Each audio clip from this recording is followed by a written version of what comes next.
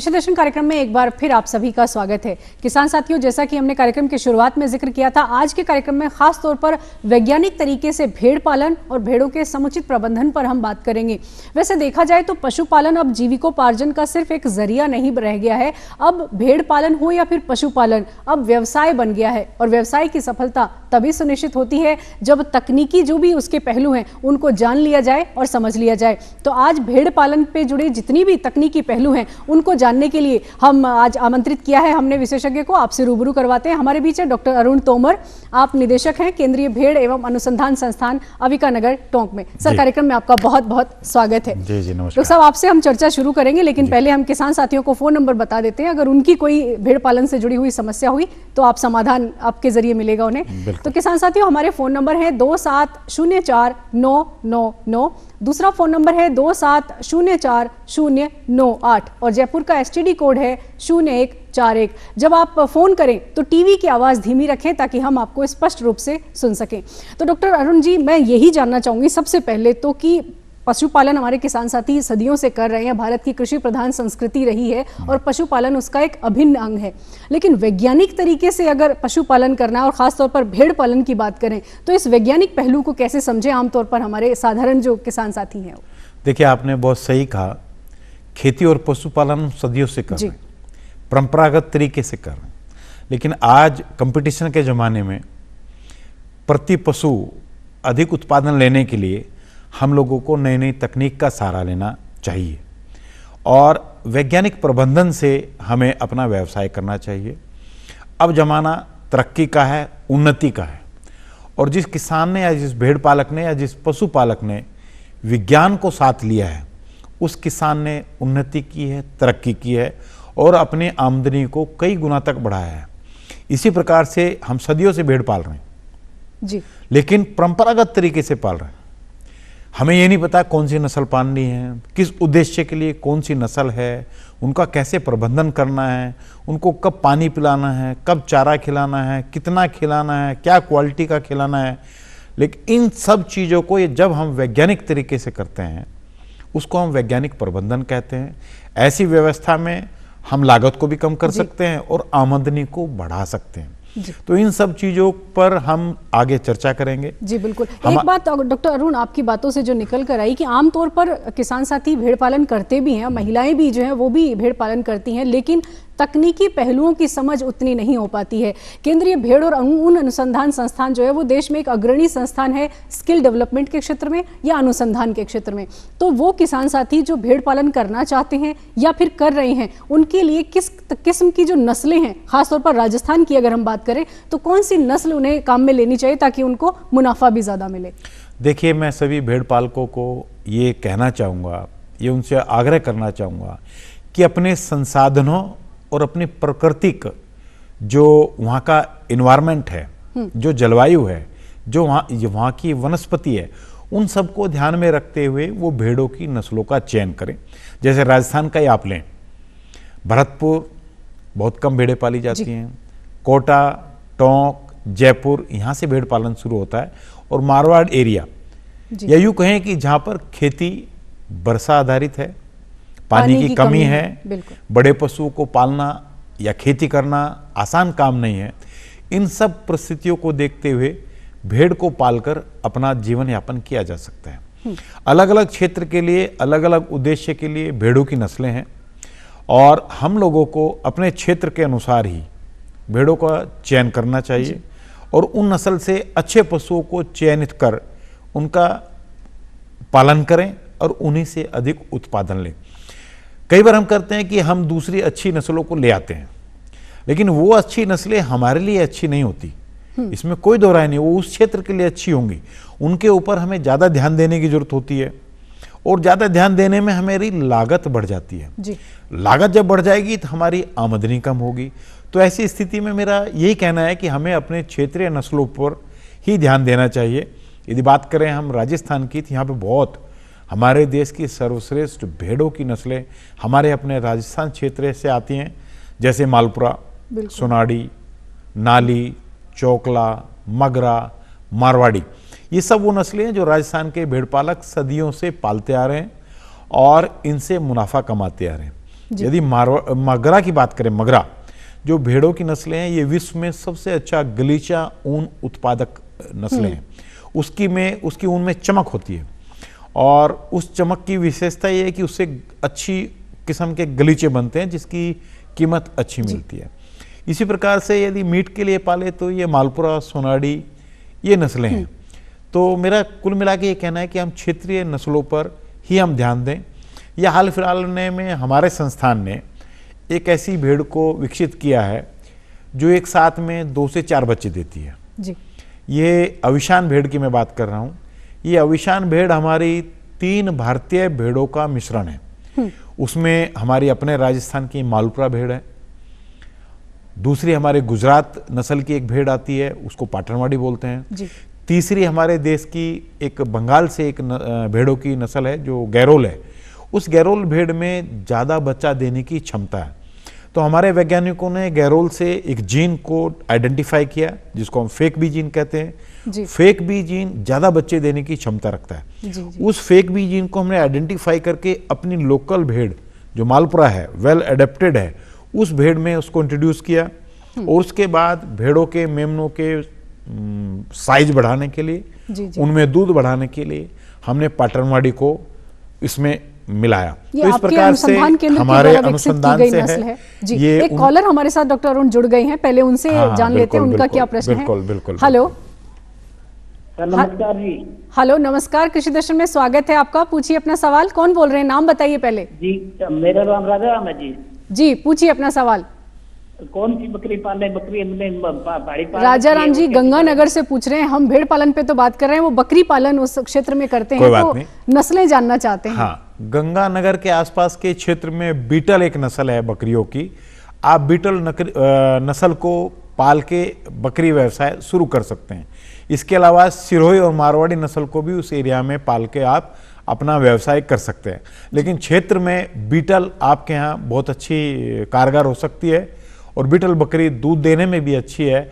आपके यहाँ उस बकरी को पालकर बकरी पालन का व्यवसाय किया जा सकता है। बहुत अहम जानकारी आपने दी। डॉक्टर अरुण, आपसे जो बातचीत हो रही थी नस्लों को लेकर, उससे एक चीज तो निकल कर आई है कि अगर भेड़ पालन करना है तो उससे पहले तो उद्देश्य निर्धारित करना होगा कि ऊन के लिए करना चाहते हैं या दुग्ध उत्पादन के लिए या फिर एंटरप्रेन्योरशिप में जाना चाहते हैं, किस पर्पस के लिए भेड़ पालन करना है। तो एंटरप्रेन्योरशिप की कितनी संभावनाएं हैं इस क्षेत्र में, वो आपसे जानना चाहेंगे। देखिए, आपने बहुत सही बात की। बिना उद्देश्य के कोई भी व्यवसाय सफल नहीं होता। हमें तय करना होगा कि हमें किस उद्देश्य के लिए भेड़ पाल रहे हैं या पशु पाल रहे हैं। यदि ऊन की बात करें तो मैं आपके माध्यम से एक जानकारी शेयर करना चाहूँगा कि हमारे देश की लगभग 60% भेड़ें ऊन नहीं देती जी। जबकि लेमैन मानता है कि भेड़ माने ऊन। देश की 60% भेड़ें जो हमारे दक्षिण भारत के हिस्से से आती हैं वो ऊन के लिए बिल्कुल नहीं पाली जाती। अच्छी ऊन के लिए जो भेड़ें हैं वो हमारे ठंडे प्रदेश, लेह लद्दाख है या हिमाचल प्रदेश हैं या जहाँ पे ज़्यादा ठंड पड़ती है, वहाँ की भेड़ों की जो नस्लें हैं वो अच्छी ऊन उत्पादक हैं जो ऊनी कपड़े बनाने में सहायक होती है। लेकिन हमारी मैदानी क्षेत्र की भेड़ों की बात करें तो उन भेड़ों से हमें उस तरह की ऊन प्राप्त होती है जिससे हम गलीचे बना सकते हो या नमदे बना सकते हो। वो थोड़ी सी कोर्स टाइप की है। तो ज़्यादातर हमारे जो देश की भेड़ों की जो नस्लें हैं वो मोटी ऊन उत्पादक हैं जी। और जहाँ तक एंटरप्रेन्योर्स डेवलप की बात है, आजकल हमारे यहाँ बहुत बड़ी बड़ी कंपनी के रिटायर्ड आदमी या कंपनी छोड़ के भेड़ पालन की ट्रेनिंग लेने के लिए आ रहे हैं। बिल्कुल बिल्कुल। उनको इसमें बड़ी संभावनाएं दिख रही हैं। यदि संभावना की मैं बात करूं तो आज हमारे देश में मांस की, ऊन की बहुत डिमांड है। इन सब चीज को देखते हुए आज हमारे संस्थान में और हमारे जैसे जो भी संस्थान है वहां पर ट्रेनिंग लेने वालों के लिए काफी एक तरह से मैं कहूं वेटिंग लिस्ट है। जी जी, बहुत अहम बात करें। और पहली बार किसान के जरिए भी आप लोग हमारे यहाँ बिल्कुल हमारे यहाँ तक पहुंची है काफी उत्पाद वहां पर। बिल्कुल हमारे यहाँ एक एग्री बिजनेस सेंटर है, इंक्यूबेशन सेंटर है, जिसमें हम लोग मेंटर डिसाइड करते हैं। अलग अलग फील्ड के जो लोग आते हैं उनको हम टेक्निकल इनपुट्स देते हैं और उनको ऐसा प्लेटफॉर्म देते हैं जहाँ पर वो बैठ के हमारे वैज्ञानिकों के साथ चर्चा करके एक प्रोजेक्ट बनाते हैं और उस प्रोजेक्ट को आगे फाइनेंस कराते हुए उस दिशा में वो काम करते हैं। तो इस प्रकार से हमारे सेंटर ने, हमारे रिसर्च स्टेशन अंबिकानगर ने एक इंक्यूबेशन सेंटर बनाया है। उसमें अभी लगभग 55 इंक्यूबेटी रजिस्टर्ड हुए हैं। बहुत अहम। और ये वो इंक्यूबेटी है जो पैसा दे के अपने आप को रजिस्टर्ड करते हैं। और जो मैं ट्रेनिंग की बात कर रहा था, आज किसान पैसा दे के ट्रेनिंग लेना पसंद करता है, क्योंकि उसको कंपटीशन के ज़माने में प्रति पशु अधिक उत्पादन लेने के लिए एक ज्ञान की आवश्यकता होती है, वो भी तकनीकी से जुड़ना चाहता है। तो ये बहुत बड़ा एक क्षेत्र है जहाँ पर हमारे युवा क्षेत्र, युवा जो हमारे साथी हैं, जो बच्चे हैं, जो अपने आप को बेरोजगार मानते हैं, तो मैं तो कहना चाहूँगा कि वो बेरोजगार नहीं है, वो इस तरह का व्यवसाय करके रोजगार परख हो सकते हैं, रोजगार बहुत ही अहम बात, खुद का भी रोजगार वो प्राप्त कर सकते हैं, ये दूसरों को भी रोजगार दे संभावना सकते हैं। आपके संस्थान के जरिए युवाओं को दी जा रही है कि वो अपना प्रोजेक्ट बनाएं, जिस भी विषय पे वो एंटरप्रेन्योरशिप में आना चाहते हैं। ट्रेनिंग के लिए केंद्रीय भेड़ एवं ऊन अनुसंधान संस्थान जो है वो उपलब्ध है, और राजस्थान के युवाओं के लिए तो बहुत बड़ा मौका है कि वो ट्रेनिंग ले सकते हैं। एक और कॉलर हमारे साथ जुड़ गए डॉक्टर अरुण, पहले उनसे बात कर लेते हैं। Hello hello. हाँ जी, नमस्कार, कृषि दर्शन में स्वागत है आपका। कौन बोल रहे हैं? बलराज सिंह बोल रहे हैं जी, हनुमानगढ़ से। जी बलराज सिंह जी, कार्यक्रम में स्वागत है, पूछिए अपना सवाल। मैंने जी अभी सांड भेड़ और तुम्बा भेड़ खरीदनी है, आपसे कैसे मिलेगी? जी, हनुमानगढ़ से जानना चाहते हैं कि अविशान भेड़ अगर उन्हें खरीदनी है तो वो कहाँ जाएं, कहाँ संपर्क करें? देखिए बलराज जी, अविशान हमारे संस्थान ने बनाए हैं और धीरे धीरे हम लोग किसानों को उनकी डिमांड के अनुसार उपलब्ध भी करा रहे हैं। लेकिन क्योंकि संस्थान है, एक साथ सभी किसानों की डिमांड को पूरा नहीं किया जा सकता, हमने अब जो हमारे एग्रीकल्चर यूनिवर्सिटीज़ हैं या पशु चिकित्सालय हैं या कृषि विज्ञान केंद्र हैं या कुछ किसान जो एक मल्टीप्लायर फ्लो के रूप में हमारे साथ काम कर सकते हैं, ऐसे किसानों को हमने अविशान देना शुरू किया है ताकि वो दूसरे किसानों की डिमांड को पूरा कर सके। कुछ हद तक तो हमारा संस्थान किसानों की डिमांड को पूरा करता है, लेकिन जहां हम लोग असमर्थ होते हैं तो उन संस्थानों का भी नाम हम उनको देते हैं, या जो वो किसान हमारे साथ मिलकर अविशान को बढ़ाने का काम कर रहे हैं उनको भी हम उनको बताते हैं कि आपको अविशान वहां से मिल सकती है। इसके लिए आपको पंचायत या सरपंच से एक लिखित हमें एक एप्लीकेशन देनी होगी, और एक वेटिंग पीरियड को देखते हुए या हमारे पास उपलब्धता को देखते हुए आपको रियायती दर पर उपलब्ध कराने का हम लोग प्रयास करेंगे। जी, बहुत ही अहम जानकारी आपने दी है। तो जो भी किसान साथी, राजस्थान के किसान साथी ये कार्यक्रम देख रहे हैं, अगर आपको कोई भी नस्ल अगर संस्थान से चाहिए तो आप अपने नज़दीकी जो भी आपकी पंचायत समिति है वहां से आप लिखित में अपनी अनुशंसा जो है वो केंद्रीय भेड़ अनुसंधान संस्थान को भेज सकते हैं और वहां से फिर आपकी मदद हो सकती है। डॉक्टर अरुण, एक और बात जानना चाहेंगे। हमने नस्लों पर बात की, हमने बहुत सारे एंटरप्रेन्योरशिप की संभावनाओं पर बात की। दुग्ध उत्पादन जो है वो भेड़ से दुग्ध उत्पादन और दूध आधारित जितने भी उत्पाद बनते हैं उनकी कितनी संभावना है? खासतौर पर महिलाओं का मैं जिक्र करूंगी, क्योंकि महिलाएं राजस्थान में पशुपालन में बहुत बड़ा योगदान अपना देती हैं, तो उसमें एंटरप्रेन्योरशिप की कितनी संभावनाएं हैं? देखिए, आज तक हमने भेड़ पालन को व्यावसायिक दृष्टि से नहीं देखा है, लेकिन हमारा और हमारे वैज्ञानिकों का इसमें किसानों को शिक्षित करने का काम है कि हर काम को वो व्यावसायिक दृष्टि से देखें। और जहाँ तक आपने बहुत सही कहा कि महिलाएं, मैं तो ये कहूँ कि महिलाएं घर का और पशुपालन का 100% काम करती हैं जी। रही बात भेड़ के दूध की, भेड़ के दूध से हर वो उत्पाद बनाया जा सकता है जो गाय भैंस के दूध से बनाया जा सकता है। मैं तो ये कहूँगा कि गाय भैंस के दूध से ज़्यादा गुणकारी दूध भेड़ों का है, ज़्यादा ताकतवर दूध भेड़ों से प्राप्त होता है। और जब आप भेड़ पालन की बात करते हैं तो एक किसान या एक भेड़ पालक कम से कम 30 से 40 भेड़ों को एक साथ पालता है, और यदि वो अच्छी नस्ल की भेड़ें पालते हैं तो वो लगभग 700 से 1.5 लीटर तक दूध वो दे देती है।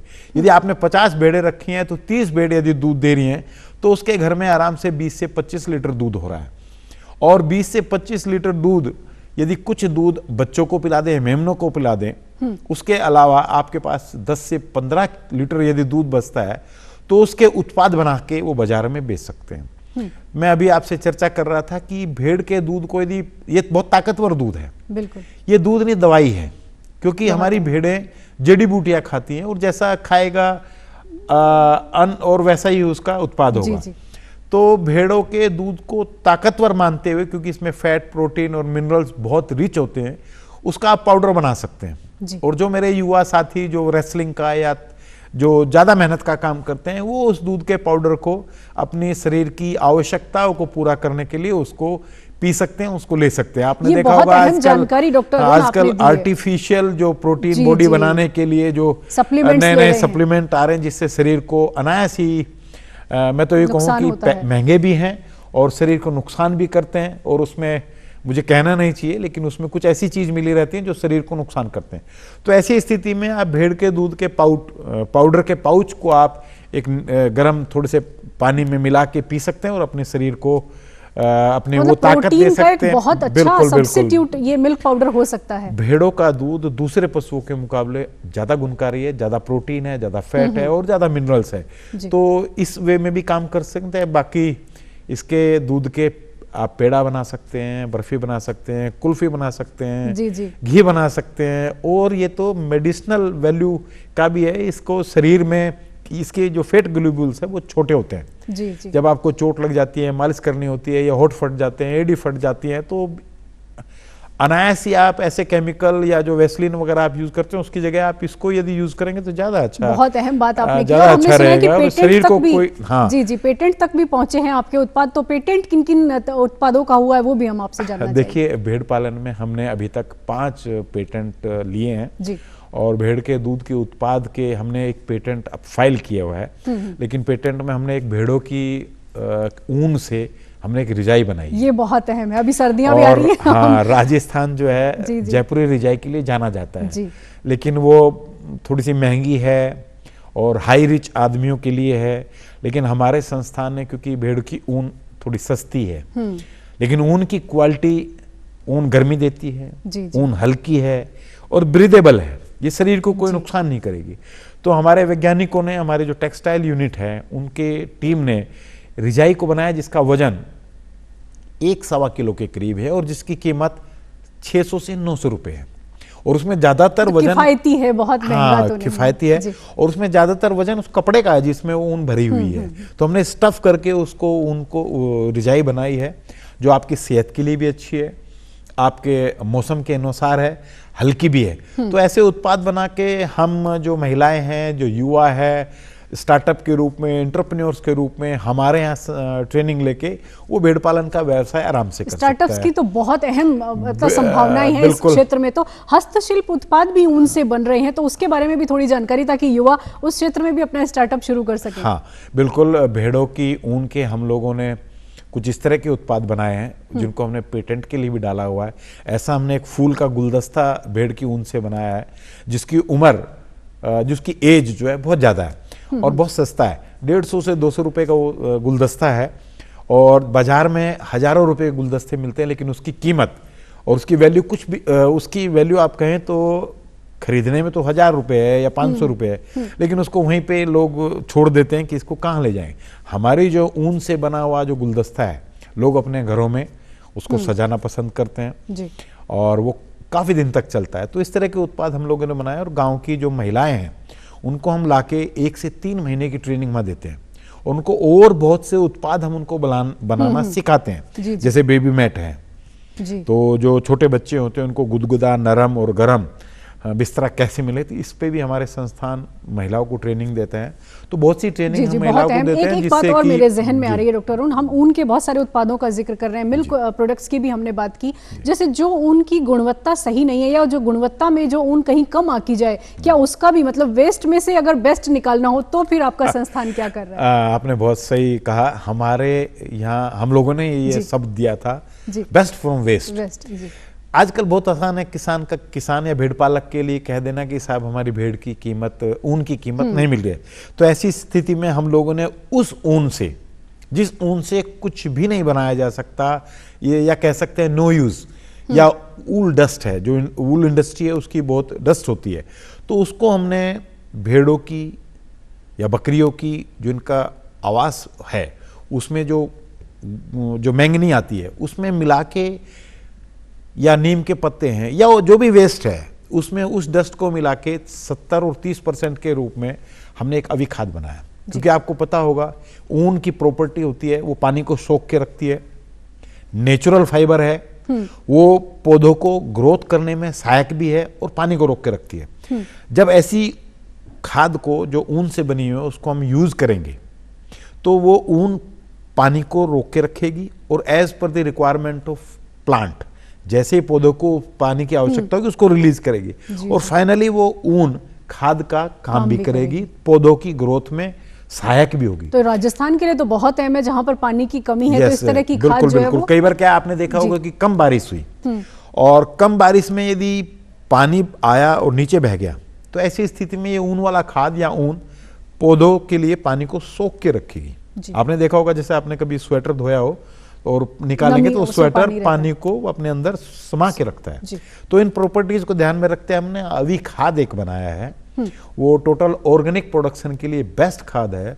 तो ऐसी स्थिति में जो हम टेरेस गार्डन करते हैं या जो छतों पे या गमलों में जो खेती करते हैं, ऐसी स्थिति में हम वो खाद को लेके हम खेती आराम से कर सकते हैं। जी। तो इस प्रकार से वेस्ट से हमने बेस्ट प्रोडक्ट बनाया। बहुत अहम। डॉक्टर अरुण, एक और अहम जानकारी जो कि मेरे ख्याल से सभी दर्शक जो देख रहे हैं उनके जहन में भी आ रही होगी कि अगर इस फील्ड में एंटरप्रेन्योरशिप में आना है या स्टार्टअप शुरू करना है तो कहीं ना कहीं डॉक्यूमेंटेशन और मार्केटिंग, इन दोनों पर नजर रखनी और इन दोनों को समझना बेहद जरूरी है। तो जो डॉक्यूमेंटेशन है उसकी और मार्केटिंग, उसकी भी ट्रेनिंग आपके जरिए ले सकते हैं? हाँ, हमारा जो ये एग्री बिजनेस सेंटर है, ABIC है, इसका मेन उद्देश्य यही है कि हम अपने जो स्टार्टअप्स हैं, जो हमारे एंटरप्रेन्योर्स हैं, उनको हम वहाँ बुलाते हैं, हम अपनी टेक्नोलॉजी से उनको रूबरू कराते हैं।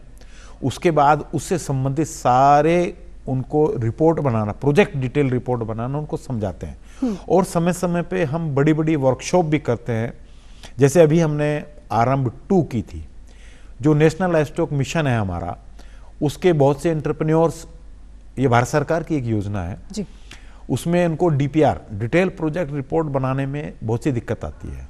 तो हम खुशकिस्मत रहे कि हमारे जो ऑनरेबल मिनिस्टर थे भारत सरकार के और राजस्थान सरकार के, दोनों ही माननीय मंत्री उस वर्कशॉप में आए और लगभग 600 रजिस्टर्ड एंटरप्रेन्योर्स ने वो वर्कशॉप की और उनके जो भी सवाल जवाब थे कि बैंक में कौन सा पेपर देना है, डिटेल रिपोर्ट कैसे बनानी है और फील्ड में उस प्रोजेक्ट को सिंप्लीफाई करने के लिए क्या सुझाव हो सकते हैं, ऑनरेबल मंत्री तक, वो सरकार तक सीधे वो पहुंचे हैं। तो इस तरह की वर्कशॉप भी हमारा जो ABIC सेंटर है या हमारा संस्थान है वो भी वर्कशॉप समझ सकते हैं, ताकि लेखा जोखा कैसे मेंटेन करना है, हर चीज का एक प्रोजेक्ट रिपोर्ट होना जी, हर इंफॉर्मेशन को रिकॉर्ड करके रखना, ये अपने व्यवसाय को सफल बनाने के लिए बहुत जरूरी है, ताकि साल के आखिर में हम अपने आप को समझ सकें कि हम किस डायरेक्शन में जा रहे हैं। जी बिल्कुल। हमने कितना लगाया है और हमने कितना पाया है। ये बिना डेटा रिकॉर्डिंग के या बिना इंफॉर्मेशन को हम लेखा जोखा रखे, ये हम एक कोई भी व्यवसाय नहीं किया जा नहीं कर सकते, नहीं कर सकते। मुनीमगिरी हमें थोड़ी करनी समझनी होगी। जी डॉक्टर अरुण, हमारा कार्यक्रम का समय समाप्त हो रहा है। आप युवाओं को और लोगों को क्या मैसेज देना चाहेंगे कि अगर इस फील्ड में आए तो एंटरप्रेन्योरशिप और स्टार्टअप के लिए उनको क्या तैयारी करनी होगी? देखिए, कोई भी काम छोटा नहीं है। काम करने का तरीका अच्छा होना चाहिए, वैज्ञानिक होना चाहिए, उद्देश्य को लेकर होना चाहिए। जब आप किसी काम को पूरे फुल हार्टेड मन से करेंगे, हाफ हार्टेड अप्रोच कहीं होगी तो आप मार खा जाएंगे। बिल्कुल। सबसे पहले आता है आप क्या करें, कैसे करें। क्या करें आपको सोचना है, स्कोप बहुत ज्यादा है। कैसे करें उसके लिए ट्रेनिंग हम इंस्टीट्यूट देता है। अब बात आती है उसको वैज्ञानिक तरीके से करें, उसकी भी ट्रेनिंग आपके यहाँ अवेलेबल है? वैज्ञानिक तरीके से जो टेक्निक हम लोग बनाते हैं उसको हम सिखाते हैं। जी। तो जो भी युवा है, मात्र दिन के 2 घंटे भेड़ पालन करके सारा दिन अपने दूसरे व्यवसाय को कर सकते हैं। बहुत अहम। और बाड़े पे ही रख के, सुबह 1 घंटा, शाम को 1 घंटा आप 100 भेड़ों को रख के बाड़े पे रख के, अपनी छतों पे रखे, सिर्फ दिन के 2 घंटे में आप काम करेंगे। समाप्त हो रहा है, हमें चर्चा को विराम देना होगा क्योंकि विषय इतना व्यापक है कि ये समय कम पड़ रहा है। तो चर्चा बहुत ही अहम है। ये कार्यक्रम आपको कैसा लगा हमें लिख भेजिए चिट्ठी। हमारा पता है कार्यक्रम कृषि दर्शन, DD राजस्थान, दूरदर्शन केंद्र, झलाना डूंगरी, जयपुर। इस कार्यक्रम का पुनः प्रसारण रात 10:30 बजे DD राजस्थान पर आप फिर से देख सकते हैं। तो अगर कोई जानकारी अधूरी रह गई है तो वो फिर से आप ले सकते हैं। डॉक्टर अरुण, बहुत बहुत धन्यवाद, कार्यक्रम में बहुत अहम जानकारियां आपने दी। बहुत बहुत धन्यवाद। तो फिलहाल हमें